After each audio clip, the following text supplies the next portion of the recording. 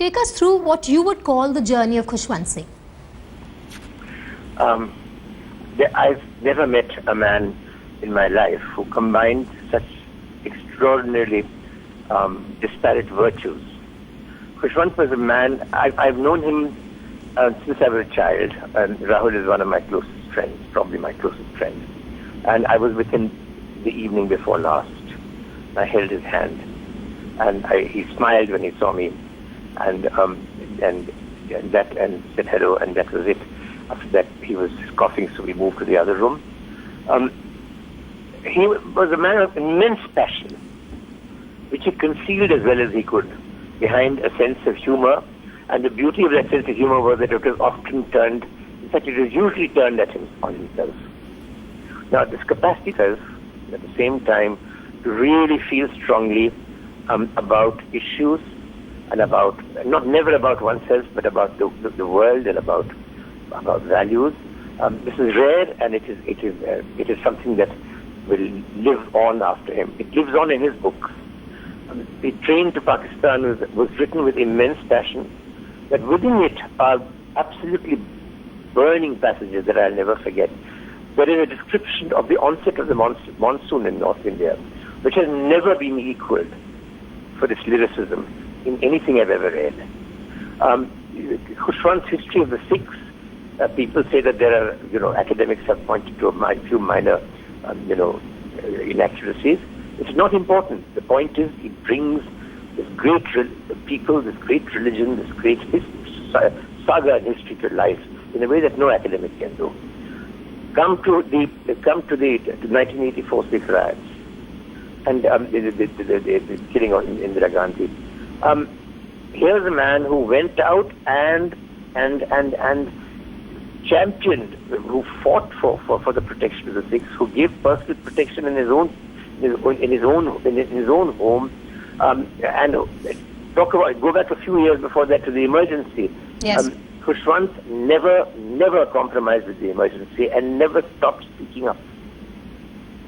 Yes. These are the moments, but these are the ones that he would, with malice towards one and all was part of his sense of self-deprecatory humor. It was slightly wicked. It was always turned on himself as well as his friends. And you were expected to recognize that behind the barbs that he frequently planted in his friends and the people he knew, there was affection. Yes. And that's the important thing. He was a very affectionate man. I loved him. That's all I can say. Yes, Mr. Jha, if you could also take us through, you've taken us through his professional journey, you've taken us through his accomplishments, some of the moments you've shared with Mr. Khushwant Singh. Lots of humor, lots of jokes, but to me the most important times were the serious ones. 1984, when I happened to be outside one Safdarjung Road about 20 minutes after the killing of Indira Gandhi. Mr. Jha, I'm sorry, I will have to interrupt you there. There are a few reactions also coming in, people expressing their condolences. ये सहने के लिए उसके बाद आप लोगों से ये कहना चाहती हूँ. Alright, we seem to have lost the link there, but we also have Mr. Raju Bhartan with us, senior journalist and a person who's known Mr. Khushwant Singh very closely. Mr. Bhartan, could you just take us through what you have experienced as a close aide of Mr. Khushwant Singh? Khushwant Singh was my editor of the Illustrated Weekly of India for 9 years. Yes. Yeah, I clearly, distinctly remember the day he came in. You see, he was to have come in at 10:30, but he came in at 9:15 itself, and I was already at the office. Yes. You see, and as he came in a sweatshirt and corduroys. Yes. Okay, as he came in, he came up to the Sepoy Manohar and asked him where is the editor's cabin. You see? Yes. The Sepoy said the editor will be coming at 10:30, he is not here. Yes. So he said, my editor who? And he walked in past me. I think he recognized me. He went in, and then he sent for me. And the first thing I see, this is the first act of Khushwant Singh after entering the editor's cabin of the Illustrated Weekly of India. I enter and find that he has his legs right across the table. Yes. He has his legs right across the table, something never done in the Times of India institution. where everything was a matter of form. Yes. And 9 years he was there, and we were all, very much used to working inside the organization, 9:30 in the morning to 5 in the evening. The first thing he asked us is that why don't you people go out and get me stories? You see? Yes. And one incident I distinctly remember, because he wanted a cover story, and this is for 1970 Independence issue of the weekly, Illustrated Weekly. He wanted Dilip Kumar tying the Rakhi on Lata Mangeshkar. And to cut a long story short, I was the person supposed to connect with Lata Mangeshkar. I connected with her and got her permission. She readily agreed. And then he was very, very happy. And then, I went with Lata Mangeshkar to Dilip Kumar's home, you see, and there, it turned out that they were meeting after 12 years, Lata Mangeshkar and Dilip Kumar. Yes. You see, they had sung a duet together in the film Musafir, Rishikesh Mukherjee, 57, and they were meeting for the first time, and Lata asked him that, it appears you are annoyed with me. How could anyone possibly be annoyed with the greatest singer in the world? That was Dilip Kumar coming over. To come to the point that Gurmeet Singh took the cover, he was the photographer, and that cover, we scooped the cover. With Dilip Kumar tying the Rakhi on Lata Mangeshkar's hand, it was a sellout. And the important thing about Khushwant Singh as editor is that he, during the emergency when he supported Sanjay Gandhi and Mrs. Indira Gandhi, the circulation of the paper was at its highest. And right through the year, we sold between 375,000 and 398,000 copies. We nearly touched 4 lakhs of copies regularly. And the remarkable thing about him was the circulations that he sustained. Not the circulations that he attained, but the circulations that he sustained. And he did it for a long time, 9 years. He was by far the most successful editor of the Illustrated Weekly of India. And he was very prized by the institution, the Times Group. You see, I remember an editors meeting, all editors of Times of India had others meeting. He was the, Sinosha of all eyes, Sardar, they used to call him.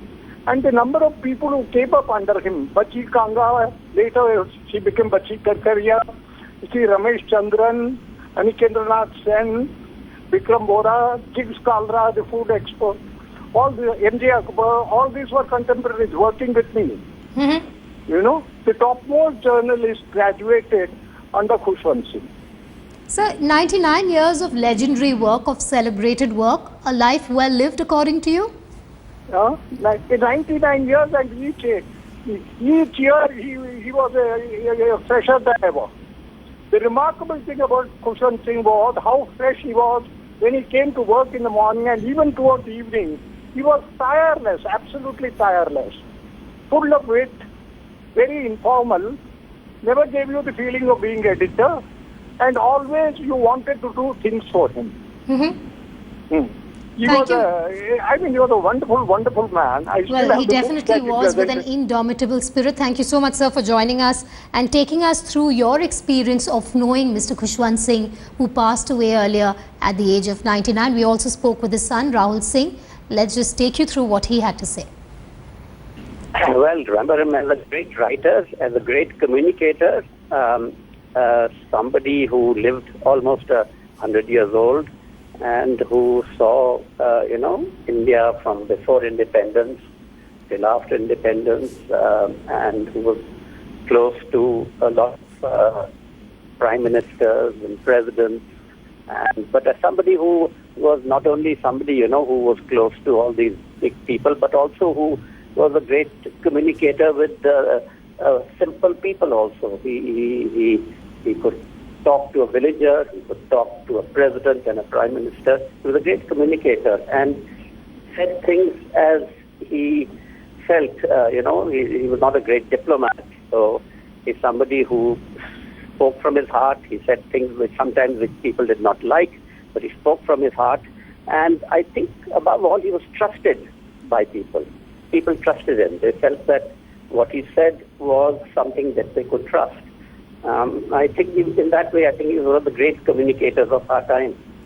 Yes, Mr. Singh, even if you could tell us about the last few days before your father passed away. Well, he was getting weaker, but mentally he was all there. Last couple of days he had some breathing problems and wheezing, but mentally he was right there, right till the end, and he used to have visitors. And believe it or not, last evening he had his single peg of Scotch whiskey. So he passed away with his mental facilities all absolutely intact. Yes. And I think that's how he always said he wanted to go. Well, 99, just short of a century there, Mr. Singh, but do tell us about this long journey that your father has traversed on. Yeah, it's a long journey. He studied in England. He became a lawyer. He practiced law in Lahore before independence, but he got disillusioned with law. He became a diplomat. He joined the diplomatic service. He was posted in Canada and in England. He was Krishna Menon's press attaché, but then he got disillusioned with the diplomatic service, and he was with All India Radio. He worked for UNESCO.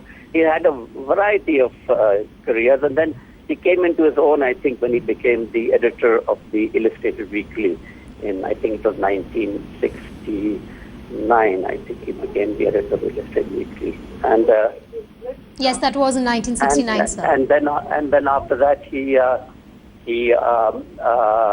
also wrote a history of the Sikhs, which I think a 2-volume history of the Sikhs, which he feels will be what will be always remembered after him. He wrote an outstanding novel also, Train to Pakistan. So that he had a very full life, a very full career, yes. What else can I say? Well, I know it's a trying time for you, but I'll just take a few more minutes with you, sir. There was a time when he did voice his disgruntlement against the political establishment. I'm talking about the anti-Sikh riots. Could you tell our viewers more about that? Yeah, he was.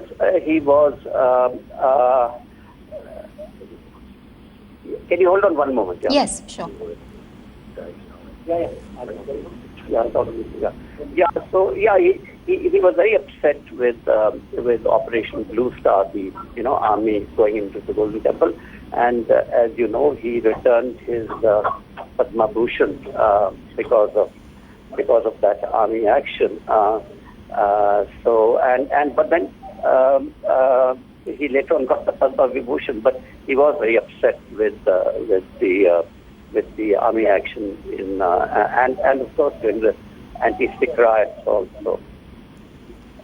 Can I say, because I've got some other TV people here also. Yes, Mr. Singh, one last question before I let you go, which is that could you just give us a few details of the last rites that were to be performed? The last what? The last rites, sir. The last rite. He's going to be cremated at the Lodi crematorium at 4 o'clock this afternoon.